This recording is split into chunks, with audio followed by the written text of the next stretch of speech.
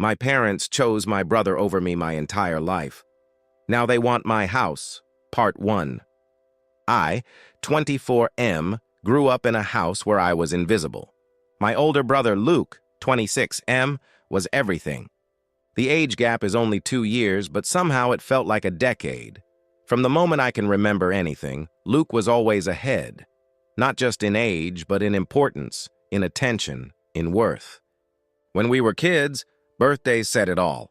Luke would get huge parties, not just cake and family. I'm talking rented spaces, themed decorations, dozens of kids, expensive gifts stacked so high they spilled off the table. I remember one year he got a brand new gaming console, a bike, and tickets to a game. All in one day. My birthdays? A cake from the grocery store and maybe 1 or 2 small gifts. One year I got socks and a book my mom admitted she picked up last minute. I remember being 8 and asking why Luke got a party at a trampoline park and I didn't. My dad just said, he earned it. That was the first time I realized something was off. Because I was trying too.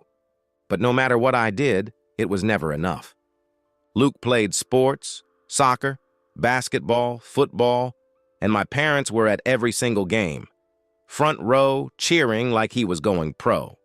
They'd talk about his stats for days, call relatives, post about it online. I played too. Same leagues, sometimes even the same teams. They barely showed up. If they did, they'd spend most of the time talking to other parents or on their phones. I remember scoring a goal once and looking over, expecting something. My mom didn't even look up. At home, it was worse. Luke could do no wrong. If he got in trouble at school, it was the teacher's fault. If he forgot chores, it was because he was busy. If he snapped at me, I probably provoked him. Meanwhile, if I got a B instead of an A, I'd get a lecture. If I forgot one thing, I was lazy. If I defended myself, I was disrespectful. Over time, Luke started believing it too, that he was better, that I was less. He'd take my stuff without asking, and if I complained, my parents would tell me to share. He'd mock me for my grades, my hobbies, even the way I talked. He'd call me the backup kid or the practice run. And the worst part? He knew there were no consequences. By the time we were teenagers, the gap felt even bigger. He had a car at 16. I didn't. He got money whenever he asked. I had to justify every dollar. He went to parties, stayed out late, did whatever he wanted. If I asked for the same freedom, the answer was always no. You're not as responsible as Luke. That line was burned into my brain, so I stopped asking. Instead, I worked. School became my escape. If I couldn't get recognition at home, I'd get it somewhere else. I studied constantly, joined clubs, pushed myself harder than anyone else I knew. Not because I loved it, because I needed to prove I mattered. Meanwhile, Luke leaned into being the golden child. His ego got worse every year. He'd brag constantly, talk down to me, act like I was lucky just to be in the same house as him. And my parents let it happen. Encouraged it even. When Luke turned 18, he got into a state school.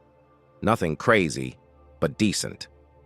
My parents celebrated like he'd just been accepted into an Ivy League. They paid for everything: tuition, housing, food, spending money. No need to stress, my dad told him. Focus on enjoying college. I was 16 at the time, watching it all happen. And I already knew how my story would go. 2 years later, I got into my dream school, the University of Michigan for Mechanical Engineering. It was everything I had worked for, one of the best programs in the country. I was shaking when I opened the acceptance letter. For a second, I thought, maybe this would be different. Maybe they'd finally be proud. They weren't. My dad's exact words were, "That's great, but it's expensive." My mom added, "We already spent a lot on Luke." I asked if they could help at all. They said no. No discussion. No compromise. Just no. So I went anyway. I took out loans, got 2 part-time jobs, ate ramen most nights because it was cheap and filling. There were weeks I barely slept. balancing classes, work, and everything else. Mechanical engineering wasn't easy either. It was brutal.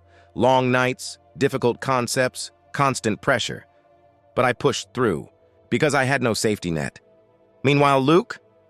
He partied. Constantly. He started in business, but barely took it seriously. Skipped classes, spent money like it was endless, posted pictures from parties every weekend. Eventually, he dropped out, said college wasn't for him. After that, it was one thing after another. First, it was drop shipping. He swore it was easy money. Spent months on it, made almost nothing, and quit. Then reselling. Bought random products in bulk, couldn't sell most of them, lost money. Then crypto, invested at the worst possible times, panicked, sold low. Then stocks. Same story. Every time he failed, my parents stepped in, paid off debts, covered expenses, gave him more money to try again. At some point during all of this, he met Jenny. She's actually nice. Honestly, I feel bad for her. They got married pretty quickly and had kids soon after. She became a stay-at-home mom. Luke still didn't have stable income, so they moved back in with my parents, and my parents were fine with it. Supported them fully, paid for everything, treated Luke like he was just figuring things out. All while I was struggling just to stay afloat. Fast forward 4 years. I graduated. Mechanical engineering degree. Got hired at a top company right out of school. Started making over $200,000 a year after bonuses and progression. For the first time in my life, I felt stable, in control. I kept my head down, saved aggressively, lived below my means, and eventually, I bought a house, a 4-bedroom place. Nothing insane, but something I was proud of, something that was mine. I made the mistake of posting about it, just a simple post, a picture, a caption about how hard I worked. I didn't think much of it, until my parents saw it. A few days later, my phone rang. It was them. At first, it was small talk. Then my mom said, "We're really proud of you." That alone felt strange. Then my dad got to the point.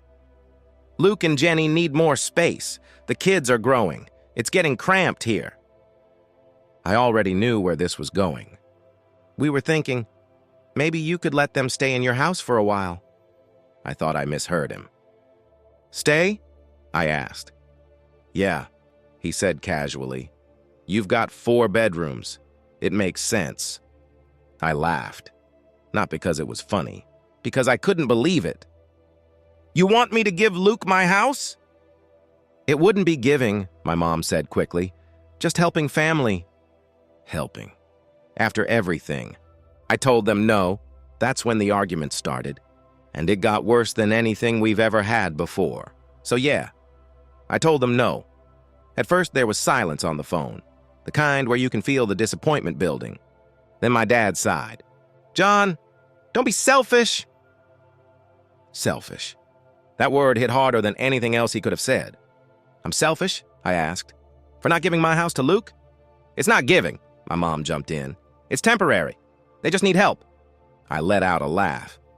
"Temporary like how you've been supporting him for the last 4 years?" That didn't go over well. My dad's tone changed immediately. "Watch how you talk." "No," I said. "You've never watched how he talks to me." Silence again. Then my mom tried a different angle. "They have kids, John. This isn't just about Luke anymore." And there it was, the guilt play. I took a breath. "I didn't choose to have kids I couldn't support." "Wow," she said quietly. "That's cold." "No," I replied. "What's cold is asking the one kid you didn't support to fix everything." That's when things escalated. My dad started going off about family responsibility and doing the right thing. My mom kept repeating how this is what family does for each other. I listened for a while, really listened. And then I realized something. They weren't asking. They were expecting, like it was already decided. "Let me ask you something," I said, cutting them off. "If our roles were reversed, would you ask Luke to give me his house?" Neither of them answered. That was answer enough. Before I could say anything else, I heard another voice in the background. Luke. "Just give me the phone." There was some shuffling, and then he was on the line. "Dude," he started, like we were friends. Why are you making this a big deal? I almost laughed. Are you serious right now? Yeah, he said. You've got the space. We need it. It's not complicated. It is complicated, I said. It's my house. You're acting like I'm asking for something crazy. You are, he scoffed. You make $200,000 a year, John. Don't act like this is hurting you. And there it was. Not a single acknowledgement of what it took to get here. Not a hint of respect. Just entitlement. You know what's crazy? I said. You've never once asked me how I got here. Because I don't need a life story, he replied. You went to school? Got a job? Congrats. I shook my head, even though he couldn't see me. You think that's all it was? I think you're overcomplicating it, he said. Like you always do. That was it. Something in me just snapped. 4 years, Luke, I said, my voice steady. 4 years of working 2 jobs, 4 years of barely sleeping, eating ramen while you were out partying. You dropped out and tried every shortcut you could find, and when it didn't work, Mom and Dad bailed you out. He didn't respond, so I kept going. I had no one, no help, no backup plan. Everything I have is because I worked for it. Okay, he said after a second. And I actually laughed this time. And now you think you're entitled to it. I'm not entitled, he said quickly. I'm your brother. No, I replied. You're someone who's been handed everything his entire life and still thinks it's not enough. That hit a nerve. Watch your mouth, he snapped. Or what? I said. You'll run to Mom and Dad? Silence. Then he lowered his voice. You've always been jealous of me? I almost couldn't believe what I was hearing. Jealous? I said. Of what? Being treated like I matter? Yeah, I guess I was. That one landed. Hard. For the first time, he didn't have a comeback. I took a breath. I'm not giving you the house, Luke. It's not? No, I cut him off. Listen carefully. It's not happening. Not temporarily, not partially, not at all. He started getting louder. So you're just going to let your family struggle?